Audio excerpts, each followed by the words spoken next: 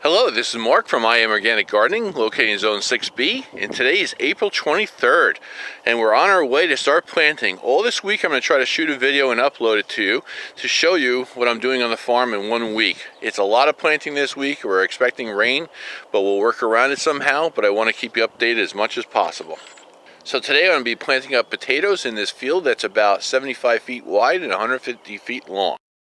Now I just used the rototiller in the back of my tractor. You can notice the field on the other side here, on the left hand side, that I just went over the top of the soil about maybe say about an inch, and this way I can just place the potatoes on top of the ground and they stay in place, and I can make a pretty much a straight row on it, and that's what I'm doing. And also to knock down the weeds.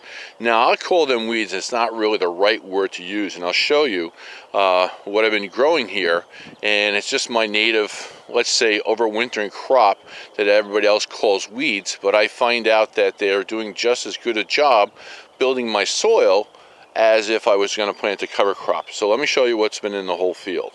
So this is what the field looked like prior to rototilling. On the left hand side you can see what we call weeds here still, but I'm using them as more of a beneficial cover crop. Now you can see that they covered the soil all winter long. They were not blooming at this time, and this is called purple dead nettle. And also in here is chickweed too, which is going to be flowering soon, which is a little white flower. Now the benefit of this, there's no other cover crop that would be blooming this early, plus this is free. Their purple dead nettle is also can be eaten and used in soups and that type of things, and it's classified as an herb. And since it's classified as an herb, it's also growing mycorrhizal fungi in the soil all winter long and keeping that soil nice and healthy for me. So I'm kind of playing around with the ideas of maybe doing this as a cover crop or allowing this to happen, let it go to seed, and just flourish the way it's always done since day one on this planet. Is that there's a reason why they're doing this, and you can see a couple dandelions in there too with that huge taproot that goes down deep in the soil. So all this here is doing an amazing job for me with no cost, and now I can just simply come along and just skim the surface and plant potatoes in it, which will be hilling up. But then I have to add something back in, which is going to be some seed of crimson clover later on, but also is that crimson clover is costly and I have to pay for it, and this is all free right here. So my next step is simply just place the potatoes on top of the ground, because I have that inch of fluffy soil now that I can just lay a potato in, and it about sinks down about halfway into the soil. Now there's three things I do not do, and other people do it. I never saw a reason for it. One, they cut the potatoes up to make more of them, because you only need one eye per section. To me, you're taking the strength away from the potato. I've always seen it get a better yield when I plant it as a whole potato all the time. Number two is they let the potatoes sprout a little bit prior to planting.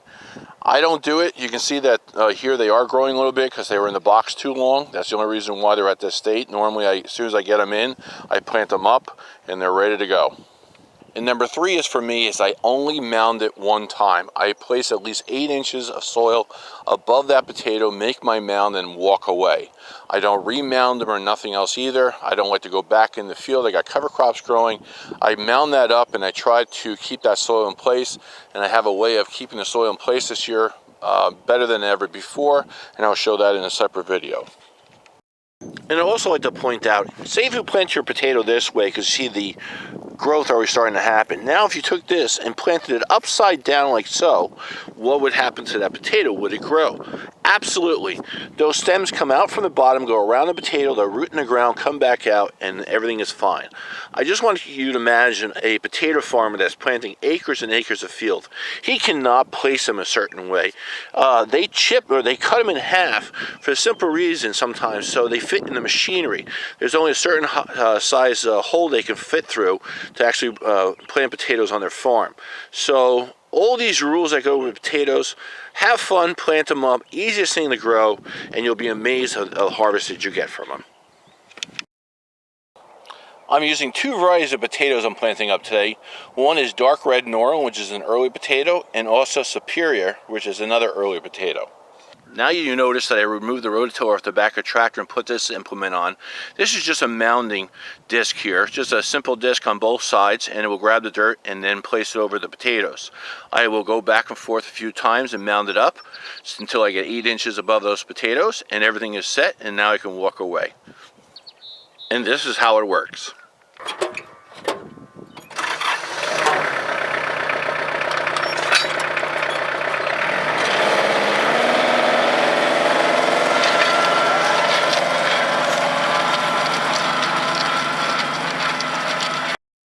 Now I just finished up. This is a little bit of a different angle of the field. I'm on the left hand side right now. You see I got the 4 rows in there, nice and easy. I have to go back out and remound them to make sure I get at least 8 inches of soil above the potatoes, and I'm all set. And I hope you enjoyed this video and learned something. If you have any questions, leave them in the comments below. Always good to hear from you. And if you have time, please share and like the video too. Enjoy your day. Thanks.